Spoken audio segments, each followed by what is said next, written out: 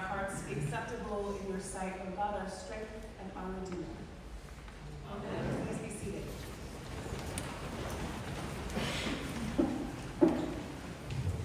So this is quite the gospel lesson. Talk about your tricky questions.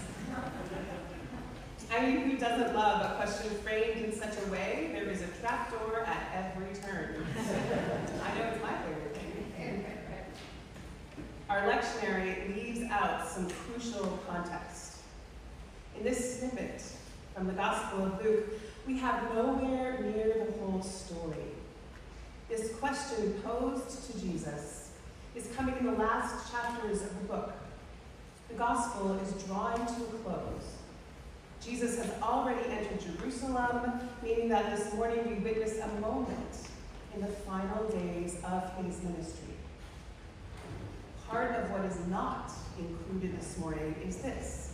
7 verses earlier, we hear, the scribes and chief priests wanted to lay hands on him at that very hour, but they feared the people. So they watched him and sent spies who pretended to be honest in order to trap him by what he said, so as to hand him over to the jurisdiction and authority of the governor.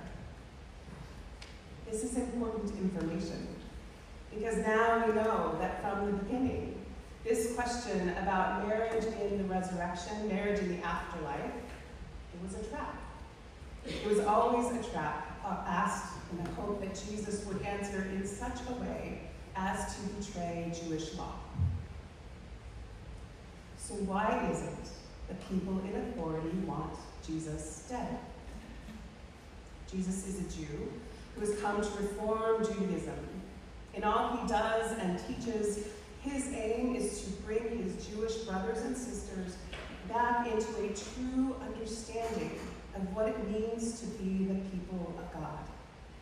His is the work of a prophet. The laws of Moses and the complex rules of Torah were never meant to override the original and most important teachings of Deuteronomy and Leviticus.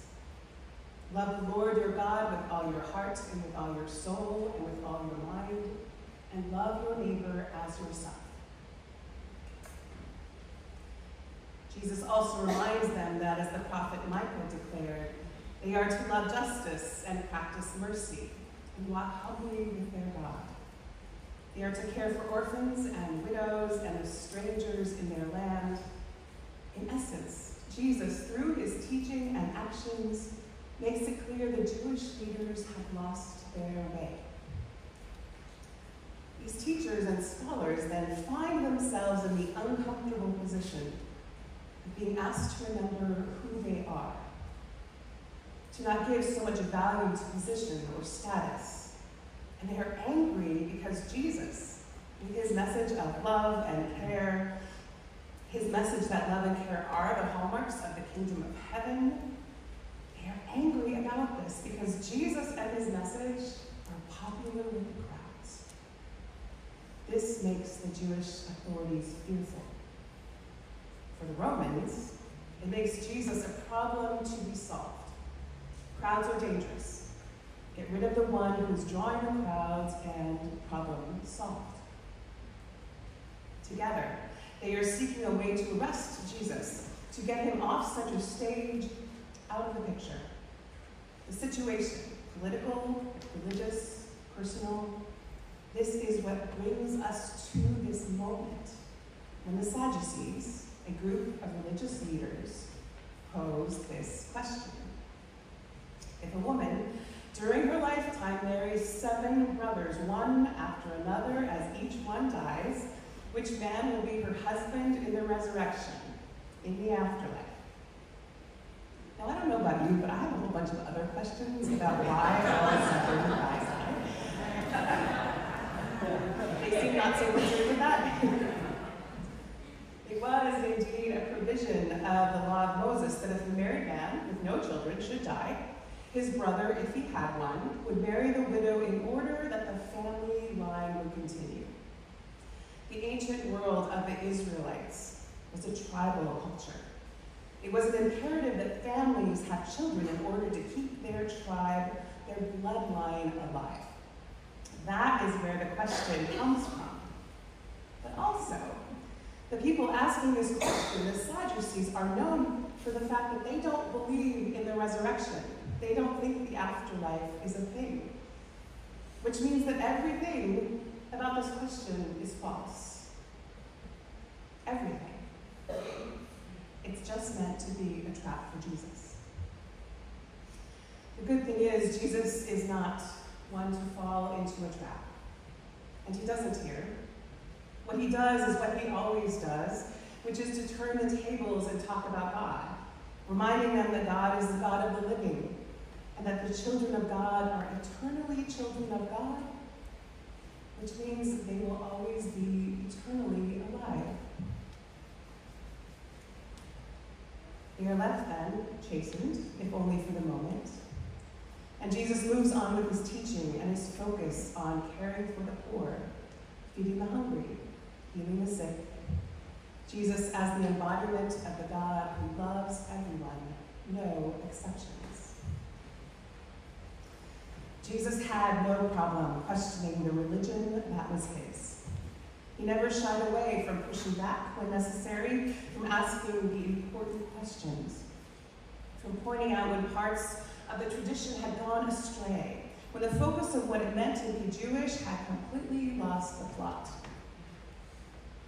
Jesus was not the first to do this. He comes from a long line of Jewish prophets whose very job description was to hold a mirror before those in authority, the king, the leaders in the temple, revealing who they were when they had forgotten what it meant to be a people of God, when they had sacrificed mercy for ambition and exchanged love for profit. This practice has been in place since the very beginning of the story of God and humanity. It came into play first in the time when the people of Israel were yet to be born and were no more than a covenant between God and Abraham, a glimmering promise that the descendants of two childless elderly people would somehow be as numerous as the stars in the sky. The prophet's art of pushing back, of reminding, of haranguing those who have lost their way, who have forgotten what justice, mercy, and love truly mean, has its genesis in the beginning, in the book of Genesis. This fall, our Wednesday Bible study group has been studying the book of Genesis.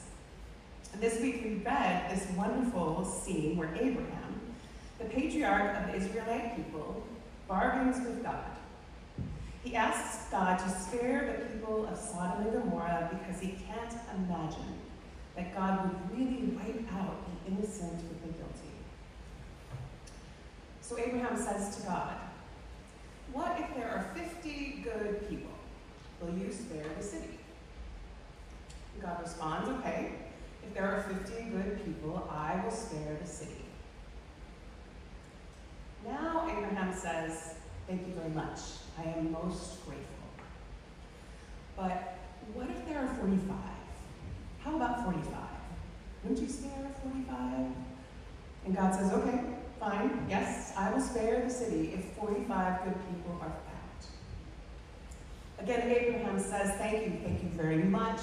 We're the best. The thing is, I was thinking, what if there are 40? God agrees. And they go back and forth like this, with Abraham acting more and more apologetic and obsequious, but still continuing to bargain with God and never backing away until he finally gets the number down to 10. 10 good people. That's the deal. I love this scene because it's kind of funny and it's certainly audacious. And it reveals this incredibly personal and rather astonishing interaction between a human, Abraham, the Middle Eastern nomad with herds and flocks and really bad pasture land, and God, creator of all things. It is quite the power differential. And yet, Abraham just gets right in there and argues with God. He is unafraid to engage with God, which is something that we've been talking about on Sunday mornings, and in Wednesday afternoon Bible study and in confirmation class. This idea that we are encouraged to interact with God at all times and in all ways, even and perhaps especially in those moments when we find ourselves challenged, arguing, or wrestling with God. It's important that we do this. Jesus is of the tradition of Abraham. He is of the tradition of Jacob, of the prophets. Of course he is. And as we aim to be like Jesus, to live out his work and ministry on this earth, never stop asking questions. We never stop asking our questions. We should never stop using our minds and our hearts and our senses.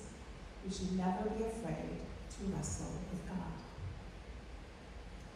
Your questions about faith and tradition, about what it means to be a follower of Jesus in this world, those questions put you in the company of Abraham and of Moses, Jacob, and the prophets, and put you in the company of Jesus. Never stop asking questions of one another. Never stop asking questions of the church. Never stop asking questions of God. Engage with God every chance you get, and never, ever be afraid of questions. As people who claim to follow Jesus, we are meant to work for love and justice and mercy. We are meant to wrestle with our world. We are meant to wrestle with God. We are meant to keep asking questions. Amen.